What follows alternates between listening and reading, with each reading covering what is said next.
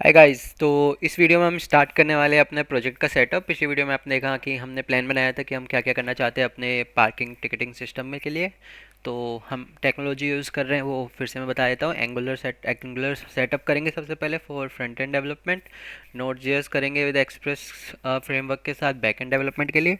And हमारा dB रहेगा, dB बनाएंगे हम माई सिक्वल डेटाबेस में, राइट। ठीक है। तो स्टार्ट करते हैं एंगुलर वाले सेटअप से। सबसे पहले आपको जाना है अपनी भी कोई भी डायरेक्टरी में जाके, जहाँ पे आपको अपना प्रोजेक्ट बनाना है वहाँ पे एक फ़ोल्डर बना सकते हैं, या तो अ, या फिर सीधा आप स्टार्ट कर सकते हैं। यहाँ पे आपको CMD डालना है।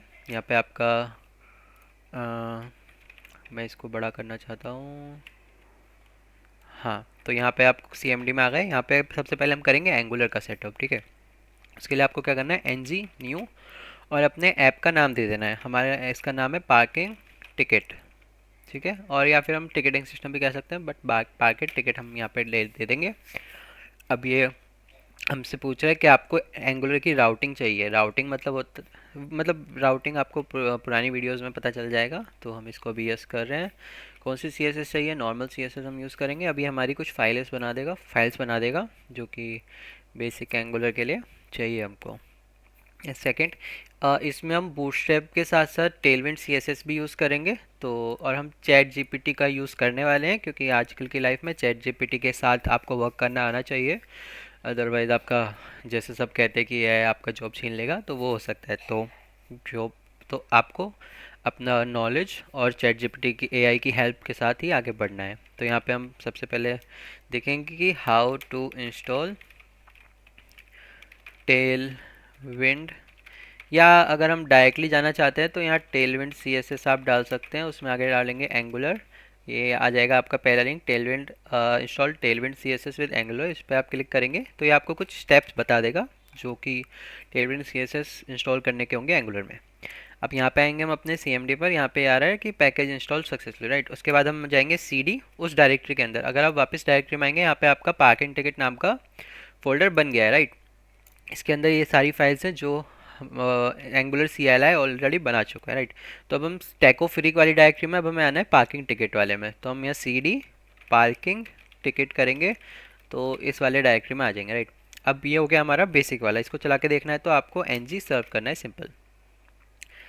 ये पूछेगा एनालिटिक भेजनी है नहीं भेजनी, हम करेंगे नहीं भेजनी। इसके बाद ये अपना बिल्ड बनाएगा, बंडल्स बनाएगा, और ये पोर्ट 4200 बाय डिफ़ॉल्ट पर इसको रन कर देगा।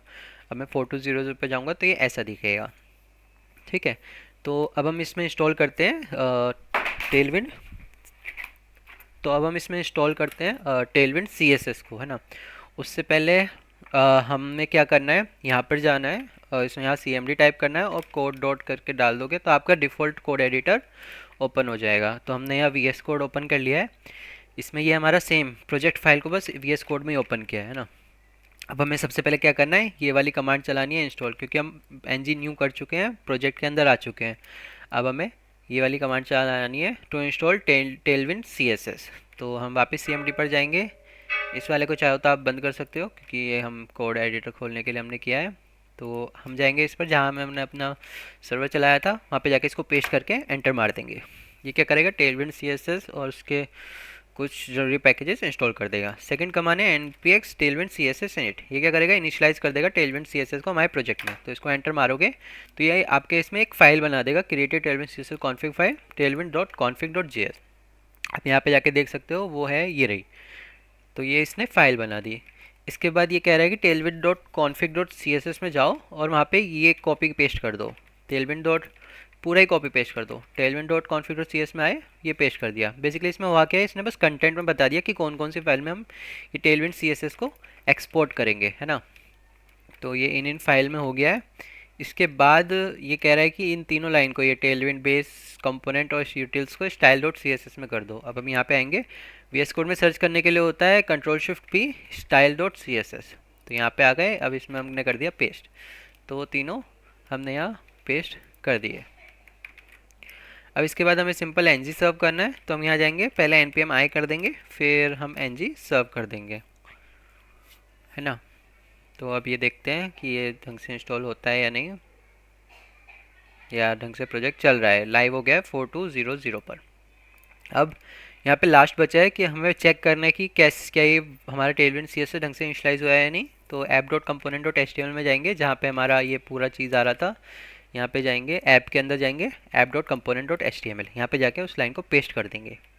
तो अब ये यहाँ पर चेंज होना चाहिए, ये हो गया। तो ये क्या कह रहा है, start your this this this, है ना। तो यहाँ पे देखो ये टेलविंड सीएसएस है, इसकी वजह से ये बोल्ड अंडरलाइन ये सब हो गया है, क्योंकि यहाँ पे आप देखेंगे underline font bold and text 3 XL, मतलब फ़ॉन्ट टेक्स्ट का साइज 3 टाइम्स। ठीक है, तो ये हमारा हो गया एंगुलर सेटअप। अब हमें क्या करना है, बूटस्ट्रैप भी हम सेटअप कर लेते हैं। वैसे तो हमें ज़्यादा किसी की नीड नहीं है, बूस्ट टेलविंड सीएसएस बस इसलिए यूज़ कर रहे हैं क्योंकि वो ईजिली उसकी सारी चीज़ें अवेलेबल होती है। जैसे आप यहाँ पे जाएंगे Tailwind CSS component, Tailwind CSS component अगर आप डालेंगे तो ये आपको 600 प्लस फ्री टेम्पलेट्स देता है। यहाँ पे आप कुछ भी सर्च कर सकते हो, आपको मोस्टली मिल जाएगी हर चीज़। और वहाँ पे आके आप किसी पे भी क्लिक करोगे ना तो आपको सीधा सीधा कोड कॉपी करके दे देगा। देखो जैसे मैंने कॉपी करा, अब मैं यहाँ पेस्ट कर दूंगा।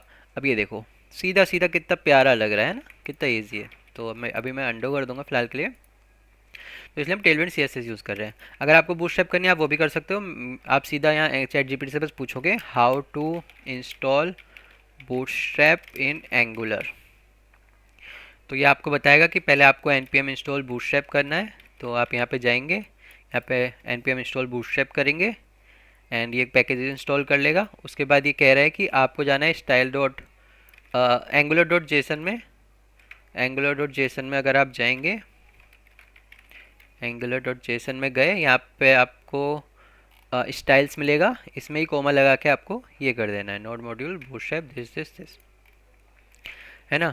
ये आपको बंडल में स्क्रिप्ट वाला नहीं करना है, ये इसका अलग मेथड है। इंस्टॉल कर लिया है मोस्टली, अब आपका चल जाना चाहिए। अब हम देखेंगे इसका प्राइमरी बटन से कि ये चला है या नहीं।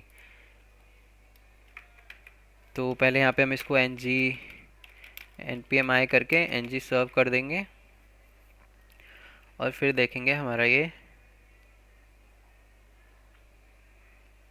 चल रहा है या नहीं। हाँ देखो प्राइमरी बटन आ गया बूटस्ट्रैप की वजह से। अगर मैं चेक करना चाहूँ कि बूटस्ट्रैप की वजह से आया या नहीं आया तो मैं इन क्लास को हटा दूंगा। ये देखो तो हमारी बूटस्ट्रैप भी यहाँ पर इनिशलाइज हो गई है, राइट। तो ये तो हो गया हमारा एंगुलर का सेटअप। अब हम चलते हैं अपने बैकएंड के सेटअप के लिए। तो बैकएंड के सेटअप के लिए आपको यहाँ पे बस एक फ़ोल्डर बना लो, उसका नाम दे दो पार्किंग टिकट बैकएंड, और उसके अंदर जाओ, ऊपर यूआरएल में डालो cmd और यहाँ पे डाल दो ng init। या इसके लिए मैं यहाँ पे एक डॉक्यूमेंटेशन मैंने बना रखी है, ये मैं आपके साथ शेयर कर दूंगा। ये बेसिक सेटअप के लिए है जो आपको हर प्रोजेक्ट में मोस्टली यूज़ होगी। तो हम इसको फॉलो करके बनाएंगे। सबसे पहले हमको करना है इनिशियलाइज पैकेज डॉट जेसन करना है हमको, जिसका होता है npm y hyphen Y. Hyphen Y होता है कि डिफ़ॉल्ट सेटिंग जो भी होगी वो उसके साथ ये इंस्टॉल कर देगा, है ना। तो हम यहाँ पे जाएंगे, ng init नहीं था माई बैड, तो npm i हाइफन वाई नहीं भी करना चाहो कोई बात नहीं। अभी ये क्या कह रहा है कि backend no such directory open सी फाकी दिस टिकट npm, ठीक है npm i अगर हम करेंगे, अच्छा npm i नहीं करेंगे, ये यहाँ पर कुछ गलत है, हमें कुछ इनिट ही करना है। चैट जीपीटी से पूछते हैं, एक सेकेंड। इंस्टॉल नोड और I want to start Node JS server, I want to setup Node JS server. तो इसके लिए ये कह रहा है कि एंगुलर ऐप में कहाँ चला गया, ये तो भी आएगा एक्सप्रेस जेएस नोड जेएस। ठीक है, तो मुझे लगता है एन जी इनिट वाली कमांड से ही चलेगा। यहाँ पे अगर हम सर्च करें एन जी इनिट नहीं है तो एन पी एम इनिट होगा, N P M init.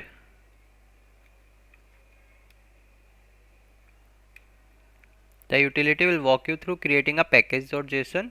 It cover the most common item। हाँ तो ये npm init हो गया है। यहाँ पे आपको पैकेज का नाम देना है, कुछ भी दे सकते हो। मैं सिंपल एंटर मार दूंगा, वर्जन एंटर मार दूंगा, डिस्क्रिप्शन नहीं देना, एंट्री पॉइंट नहीं देना, टेस्ट कमांड मुझे नहीं देना, ये नहीं देना मुझे। यहाँ पे ऑथर हम दे सकते हैं, जैसे मैं दे दूंगा टेक ओ फ्रीक दे दिया, लाइसेंस नहीं, और ये बोलेगा इज़ दैट ओके, मैं कहूँगा येस।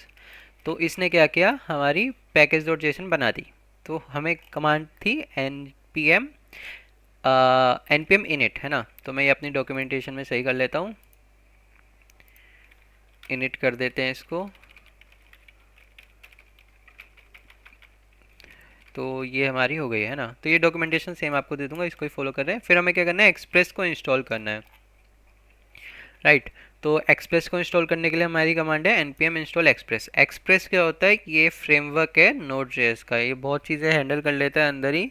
जैसे आपको पता है कि हाँ, एंगुलर फ्रेमवर्क क्या करता है, हमारे JavaScript, TypeScript, HTML CSS के लिए बहुत सारी चीज़ें ऑलरेडी करके दे देता है, वैसे ही एक्सप्रेस जेएस हमको करके दे देगा। तो यहाँ पे npm इंस्टॉल एक्सप्रेस कर देंगे।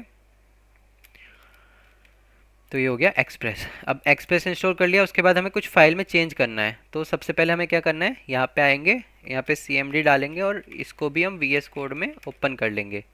तो ये हमारा VS कोड में ओपन हो गया है। अब इसको हटा देंगे, इसको मैं थोड़ा जूम कर लेता हूँ, ये आ गए।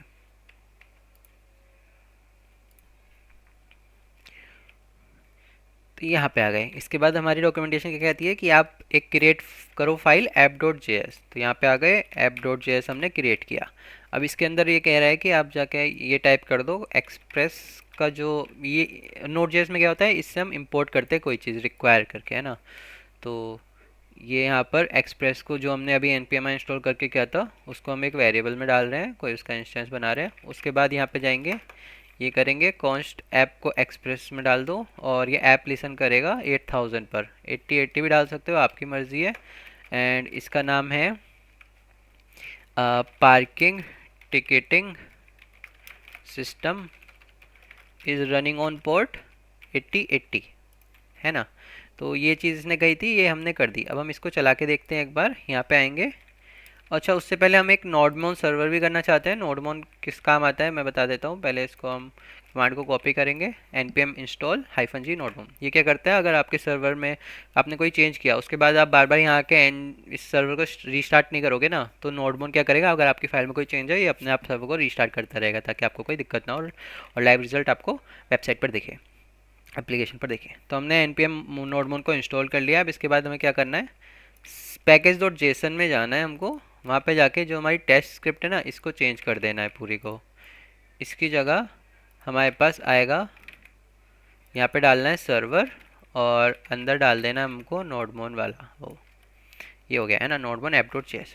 अब क्या करना है, आपको कुछ नहीं करना, npm आए और इस सर्वर को चलाने के लिए npm रन सर्वर।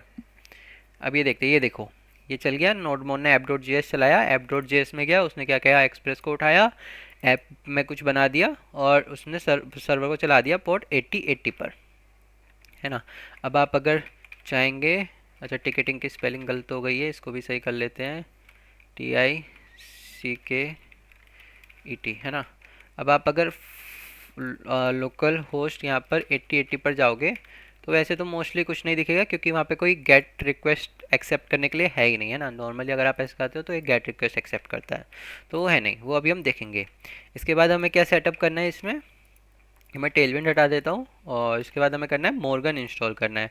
मोर्गन क्या होता है, ये एक मिडल वेयर की तरह काम करता है। जैसे अगर रिक्वेस्ट आई है हमारी कोई एपीआई की, अब उसके एपीआई की रिक्वेस्ट आई है और बैकएंड को गई है, उसके बीच में अगर आपको कुछ करना है, जैसे कोई वैलिडेशन डालनी है, चेक करना है हाँ ये डेटा मेरा सही फॉर्मेट में आ रहा है नहीं आ रहा है, या ये एपीआई मेरे पास आ रही है तो किस किस टाइप की एपीआई है, गेट पोस्ट या कुछ भी आप इसमें कर सकते हैं, काइंड ऑफ मिडल वेयर है। तो इसमें हम करेंगे npm आई मोर्गन, और उसके बाद ये कह रहा है कि आप ये लाइन कॉपी करके app.js में डाल दो। हम इसको भी यहाँ पे डाल देंगे, कोई दिक्कत नहीं है, और app.use मोर्गन। तो बेसिकली हमारा ये कोड 3 पार्ट में डिवाइड है। ऊपर आ गई हमारी इंपोर्टिंग, बीच में आ जाएंगे सारे मिडलवेयर जो भी हम यूज़ कर रहे हैं, एंड फिर आ गया हमारा सर्वर जो रन होगा, है ना। तो मॉर्गन हमने इंस्टॉल कर दिया, ये हो जाएगा। उसके बाद हमें इंस्टॉल करना है सीक्वलाइज। सीक्वलाइज क्या होता है, ये एक ORM होता है, ऑब्जेक्ट रिलेशनल मैनेजमेंट करके एक मॉडल होता है। ये क्या करता है, अब जैसे अगर आपको डीबी से इंटरेक्ट करना है, आपको हर बार क्वेरी लिखनी पड़ेगी, सेलेक्ट वाली लिखोगे, या अपडेट करनी है तो अपडेट वाली लिखोगे, इंसर्ट करनी है तो इंसर्ट वैल्यूज़ करके क्वेरी लिखनी पड़ेगी, राइट। बट ये क्या करेगा, ये आपके डीबी का इंटरेक्शन एक ऑब्जेक्ट फॉर्मेट में करा देगा। ये आपके डीबी का जो भी आपका स्ट्रक्चर होगा, एक ऑब्जेक्ट बना देगा उस नाम का, और आप उस ऑब्जेक्ट से सीधा बोलोगे, ऑब्जेक्ट डॉट क्रिएट कर दोगे, उसमें ऑब्जेक्ट दे दोगे दूसरा कि हाँ ये डेटा है, ये ले लो और इसको क्रिएट कर दो। सिंपल एक लाइन से आपका हो जाएगा, 3-4 वर्ड से आपका वो ऑब्जेक्ट क्रिएट हो जाएगा। अगर आपको फैच भी करना है डेटा तो आपको पूरी क्वेरी लिखनी पड़ेगी, select star from this DB where this condition is this condition is this, right. But इस केस में क्या होगा, आपको बस लिखना है ऑब्जेक्ट जो भी हम बनाएंगे उसका, जो भी हमारा सिक्वलाइज वाला मॉडल बनेगा, जो डेटाबेस का उस टेबल का पर्टिकुलर टेबल का स्ट्रक्चर की तरह होगा, स्कीमा की तरह, उसको करोगे डॉट फैच करके आप डायरेक्टली यूज़ कर सकते हो। ये अभी हम देखेंगे अपनी सीरीज़ के साथ साथ। तो हमें करना है इंस्टॉल सीक्वलाइज। अब ये माई सीक्वल 2 के लिए मैं कर रहा हूँ क्योंकि मुझे हम माई सीक्वल यूज़ करने वाले हैं। मोंगोडीबी के लिए आप कर सकते हो तो उसके लिए आप कर सकते हो, मतलब करना चाहते हो तो आप कर सकते हो। इसके बाद ये क्या कह रहा है कि आप एक फिर से यहाँ पे जाओ और ये कर लो, है ना। अब ये कह रहा है कि एक यूटिल्स डेटाबेस नाम की एक डायरेक्टरी है, वहाँ से आपको कुछ डेटा चाहिए, सीक्वलाइज ही चाहिए बेसिकली। तो वहाँ पे हमें सबसे पहले क्या करना है, एक डायरेक्टरी बनानी है यूटिल्स नाम की। उसके अंदर एक और उसके अंदर फाइल बनानी है एक, क्या है, डेटाबेस डॉट जेएस, है ना। अब उस डेटाबेस डॉट जेएस के अंदर आपको सबसे पहले डालना है ये, वहाँ पे हमने सीक्वलाइज का जो भी हमने पैकेज इंस्टॉल किया वो मंगाया। उसके बाद हम एक एक ऑब्जेक्ट डिफाइन कर देंगे यहाँ पर, ये जो है हमारा सीक्वलाइज वाला।